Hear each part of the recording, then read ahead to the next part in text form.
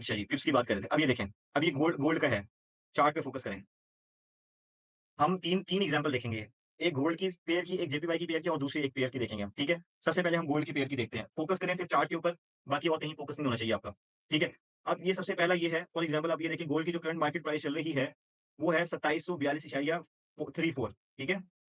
2742.34 अब 2742 से ये जाता है 2743 पे।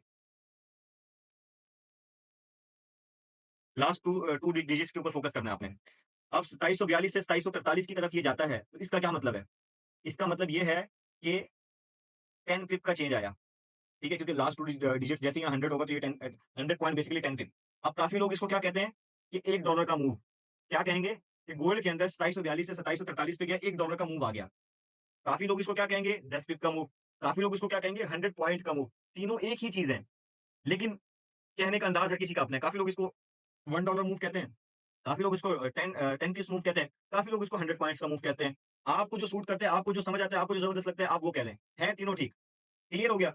अब 2742 से 2742 शेयर ये 5 के ऊपर जाता है, तो ये क्या होगा? ये बेसिकली 5 पिप होंगे। 50 पॉइंट आगे गया तो बेसिकली ये 5 पिप कहलाएँगे, ठीक है? ये 5 ज़ीरो से 7 ज़ीरो पे चला जाएगा, तो बेसिकली ये 70 पॉइंट होंगे और 7 पिप का मूव होगा, ठीक है? अगर डॉलर के अंदर आप काउंट करोगे तो 0.7 सेंट का मूव होगा, $0.7 का मूव होगा, ठीक है? ये चीज़ है। अंडरस्टैंड हुआ पॉइंट? क्लियर है? आगे चलें, करेंसी की तरफ चलें? यहाँ सवाल है तो पूछो। सवाल है तो पूछो वरना आगे चलते हैं। क्लियर, चलें गुड। अब हम किसी करेंसी को देख लेते हैं।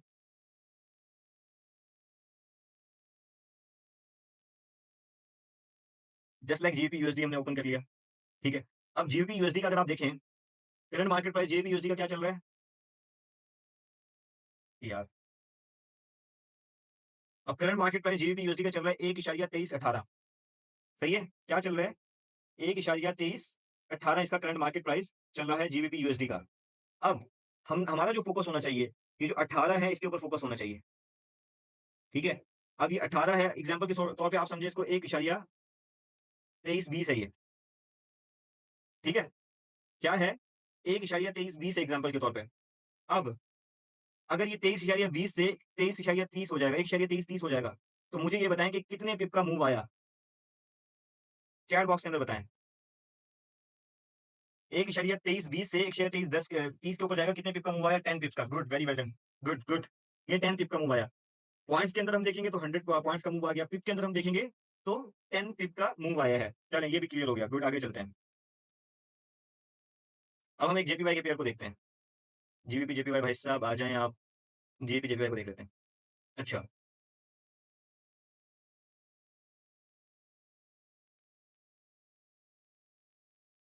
अभी जीबीपी जेपीवाई का करंट मार्केट प्राइस चल रहा है। ये देखें। ये करंट मार्केट प्राइस कल चल रहा है जेपी जेपीवाई का 191.43 ठीक है?